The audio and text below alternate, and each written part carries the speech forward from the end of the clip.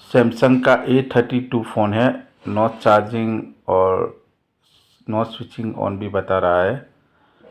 तो एक बार क्या करते हैं, फ़ोन को ओपन करके देखते हैं कि क्या प्रॉब्लम उसके अंदर है। तो चलिए एक बार हम चार्जिंग में लगा के देखते हैं कि कुछ एम्पियर लेता है कि नहीं।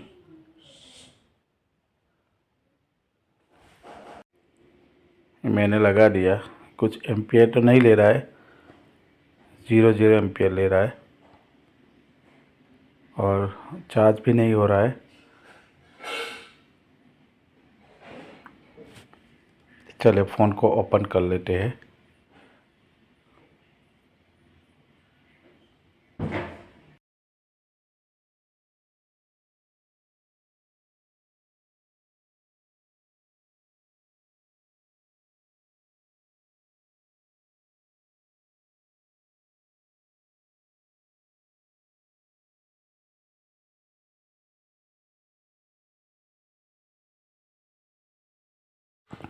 ये हमने फ़ोन को ओपन कर लिया है। एक बार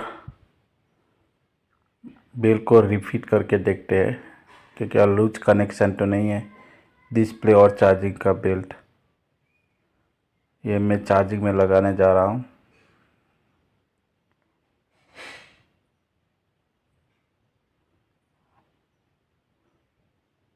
बैटरी कनेक्टर पे वोल्टेज चेक करते हैं कि कितना वोल्टेज आता है बैटरी कनेक्टर पे।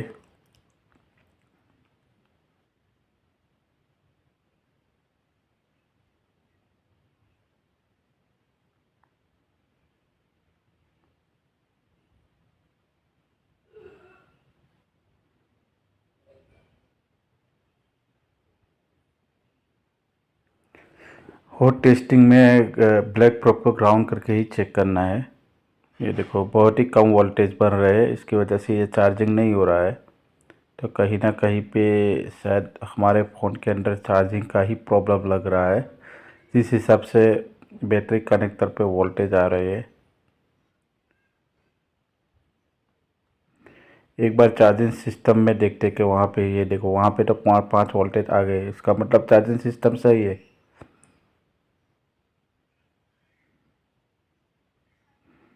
एक बार जो ये डिस्प्ले का बेल्ट है वहीं से 5 वोल्टेज हमारे मदरबोर्ड में जाते हैं, वहाँ पे चेक करते हैं कि कनेक्टर पे 5 वोल्टेज आते हैं कि नहीं।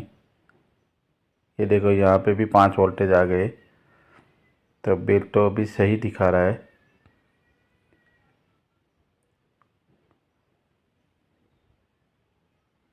फिर भी चार्जिंग नहीं हो रहा है, क्योंकि हमारे बैटरी कनेक्टर पे जो 4.2 समथिंग वोल्टेज आना चाहिए वो वोल्टेज ही नहीं आ रहे।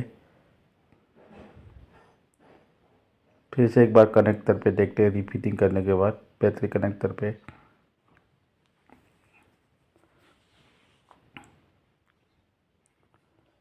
टीपी पे कितना आता है वो हम देखते हैं। शायद वो चार्जिंग का टीपी नहीं है, चार्जिंग का और जो डिस्प्ले फ्लेक्सी बेल्ट है कनेक्टर के नीचे से लाइन जाती है शायद।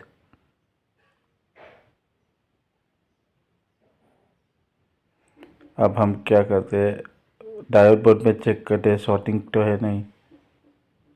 नहीं है शॉर्टिंग, आप देखो 1000 से ऊपर आ गया। इसका मतलब ये है कि फ़ोन के अंदर शॉर्टिंग तो है नहीं। एक बार क्या करते हैं, डीसी पावर सप्लाई में देखते हैं कि वहाँ पे क्या स्थिति है फ़ोन की।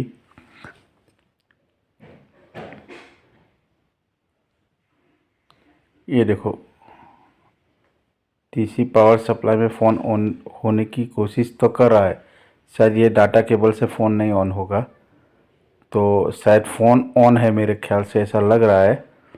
तो शायद इसके अंदर चार्जिंग का ही प्रॉब्लम है।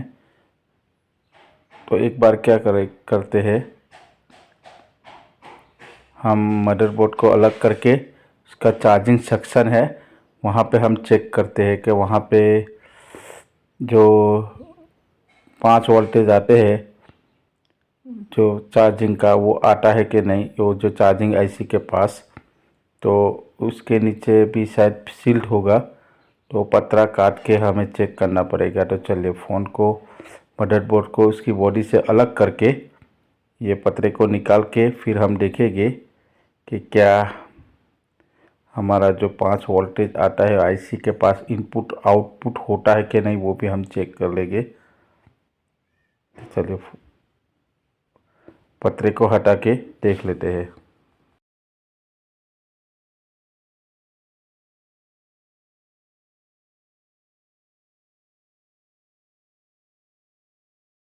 ये हमने पतरे को हटा दिया। अब जो चार्जिंग आईसी होती है और डीसी टू डीसी भी उसके अंदर ही होती है। तो एक बार क्या करते हैं, उस ये मदरबोर्ड को उसकी बॉडी के साथ कनेक्ट करके हम देखेंगे कि क्या वहाँ पे 5 वोल्टेज की जो सप्लाई आती है वो आउट इनपुट और आईसी से आउटपुट होती है, वो हमें चेक करना है। तो हमें पता चल जाएगा कि क्या हमारा जो 5 वोल्टेज है वो मिलता है कि नहीं आईसी को। जब जब चार्जिंग आईसी को 5 वोल्टेज मिलेगा तभी ये आउटपुट चार्जिंग होने के लिए वोल्टेज आएगा। जब 5 वोल्टेज ही नहीं मिलेगा तो आउटपुट नहीं होगा। तो वो हम चेक करेंगे, वो वोल्टेज चेक करेंगे। तो चलिए मैं चार्जिंग को लगा देता हूँ, चार्जिंग केबल को लगा देता हूँ, इसके बाद में हम चेक करेंगे।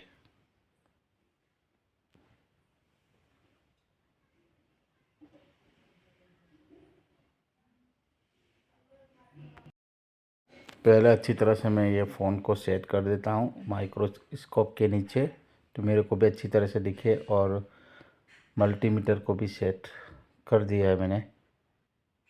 अब हम चार्जिंग केबल लगाने जा रहे हैं और हमें ये वही चेक करना है 5 वोल्टेज सबसे पहले मिलता है कि नहीं। वो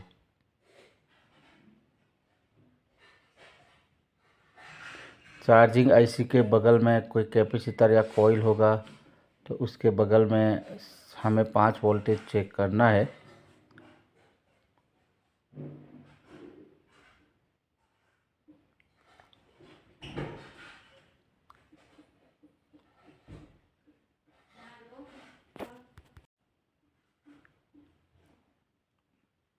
बारी बारी से ये कैपेसिटर पे चेक करना है 5 वोल्टेज।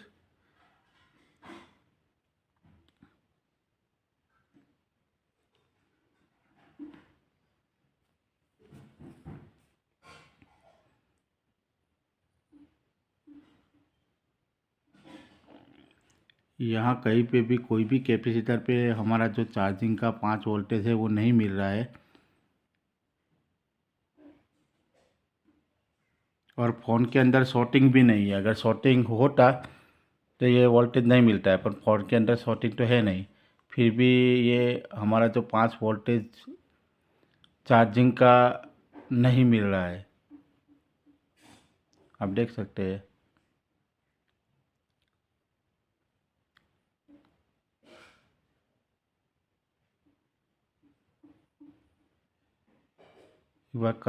एक बार कनेक्टर पे भी देखते हैं, नहीं मिल रहा है।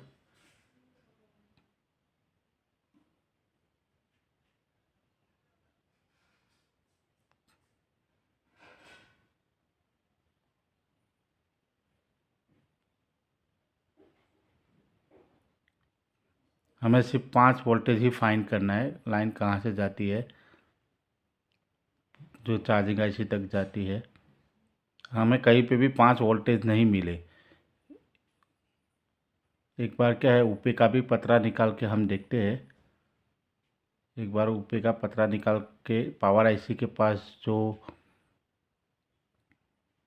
पावर आईसी के बगल में जो कैपेसिटर होते हैं वहाँ पे भी जो डीसी वोल्टेज आते हैं, क्या वो वहाँ पे कुछ वोल्टेज बनते हैं कि नहीं, वो हम चेक करेंगे।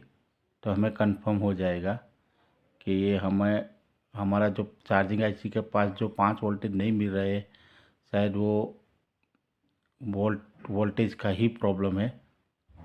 तो एक बार क्या करते हैं, हम ये पतरे को हटा के देखते हैं। ये हमने पतरे को हटा दिया। एक बार वो पावर आईसी के बगल में जो कैपेसिटर है वहाँ पे भी वोल्टेज चेक कर लेते हैं कि क्या वोल्टेज बनता है कि नहीं। तो चलिए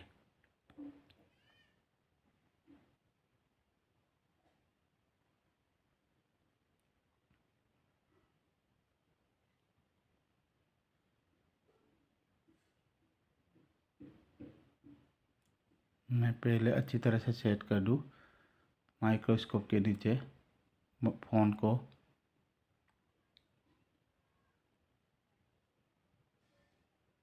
चार्जिंग केबल मैंने लगा दिया।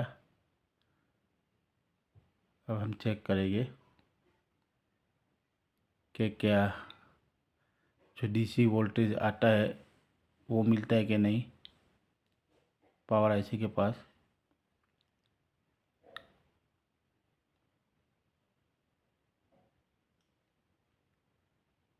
पहले ये वाला कैपेसिटर में चेक कर लेते हैं, वहाँ पे भी नहीं मिल रहा है। देखो पावर आईसी के पास में भी कोई कैपेसिटर पे कोई वोल्टेज ही नहीं आ रही है। इसका मतलब ये हो गया, अभी कंफर्म हो गया कि ये हमारा जो चार्जिंग का जो 5 वोल्टेज है वो हमारी चार्जिंग आईसी को ही नहीं मिल रहा है। उसकी वजह से ये प्रॉब्लम फ़ोन के अंदर चार्ज नहीं हो रहा है। तो आप देख सकते हैं कहीं पे भी 5 वोल्टेज नहीं आ रहा है। हमने जब चेक किया था फ्लेक्सी बेल पे जो B2B कनेक्टर होता है वहाँ पे वो बेल पे तो 5 वोल्टेज आ रहे थे। जो डिस्प्ले का कनेक्टर है, जो डिस्प्ले का बेल्ट है वहाँ पे तो डिस्प्ले और चार्जिंग का बेल्ट एक ही बेल्ट से होता है। जो के वोल्टेज आते हैं।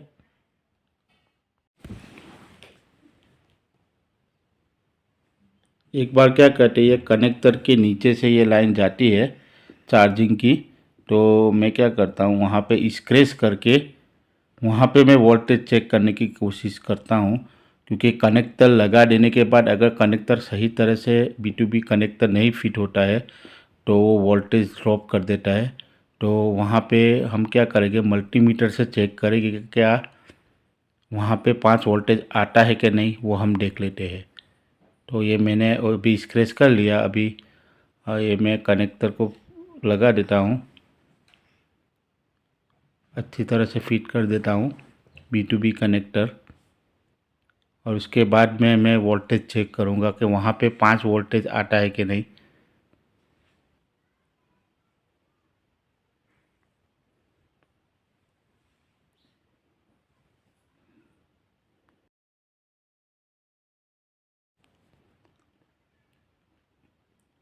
ये मैंने कनेक्टर को अच्छी तरह से फिट कर दिया। अब हम वहाँ पे मैंने स्क्रैच किया है नीचे, वहाँ पे वोल्टेज चेक करेंगे। तो मल्टीमीटर को सेट करके हम चेक करेंगे। क्योंकि ये मल्टीमीटर का प्रूफ अंदर जाएगा नहीं तो मैं ट्यूजर से चेक करूँगा। मल्टीमीटर को ट्यूजर के साथ कनेक्ट करके वो वोल्टेज चेक करने की कोशिश करता हूँ कि क्या वोल्टेज 5 मिलता है कि नहीं। तो ये देखो मैंने वो ट्यूजर से चेक किया फिर भी ये 5 वोल्टेज ही नहीं मिल रहा है, आप देख सकते हो। और हमने जब फ्लैक्सी बेल पे चेक किया था तो वोल्टेज मिल रहा था। उसका मतलब ये है कि ये जो B2B कनेक्टर जो फ्लैक्सी बेल्ट है वो अच्छी तरह से उसके साथ कनेक्ट नहीं हो रहा है। उसकी वजह से वोल्टेज नहीं मिल रहा है। तो हम क्या करेंगे, एक बार वो 5 वोल्टेज जहाँ से भी आता है चार्जिंग सिस्टम पे वहाँ से 5 वोल्टेज उठा उठा के जंपर मार देंगे जो हमारे मेन मदरबोर्ड के कनेक्टर के नीचे हम जंपर लगाएंगे। ये देखो यहाँ पे तो 5 वोल्टेज आते हैं, ऊपर नहीं आ रहे हैं 5 वोल्टेज।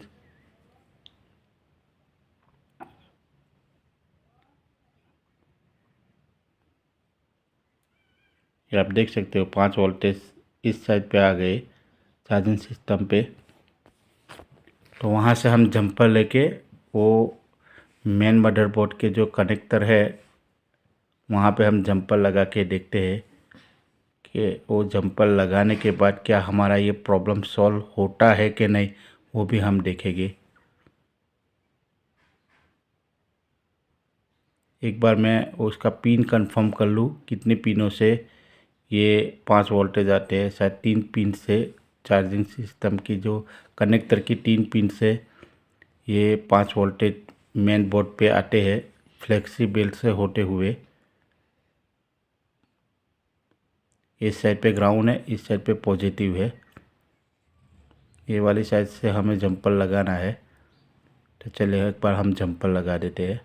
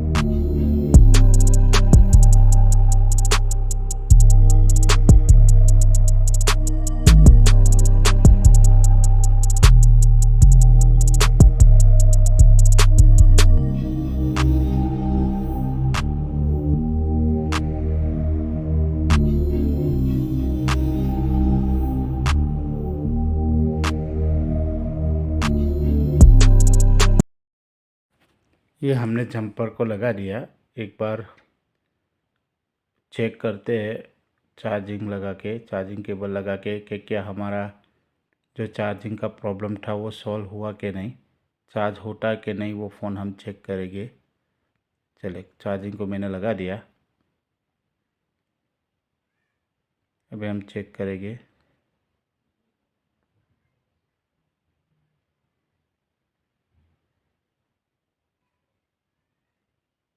ये आप देख सकते एक बार लोगो आके गया।